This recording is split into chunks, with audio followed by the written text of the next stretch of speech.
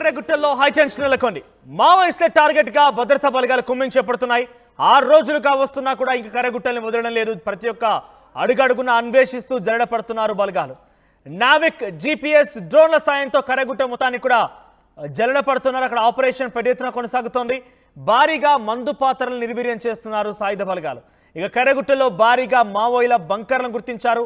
బంకర్లో భారీగా నిత్యావసర వస్తువులు, కర్రెగుట్టలపైన శాశ్వత బేస్ క్యాంప్ ఏర్పాటు సిద్ధమవుతోంది. ఇక ఆపరేషన్ కర్రెగుట్టలో ఇప్పటికే 30 మంది మావోయిలు హతమయ్యారు.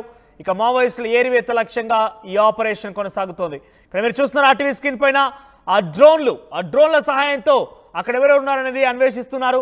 మరోవైపు లెఫ్ట్ సైడ్ ఫస్ట్ బాక్స్ లో కనబడుతోంది అదొక సొరంగ మార్గం, అదొక బంకర్ అన్నట్టుగా తెలుస్తోంది. ఇక్కడ 1000 మంది ఉండేందుకు ఏర్పాటు చేసుకున్నట్టుగా తెలుస్తోంది. దాన్ని ఇప్పుడు సాయుధ బలగాలు దాన్ని అన్వేషించాయి, దాన్ని బయట పెట్టాయి.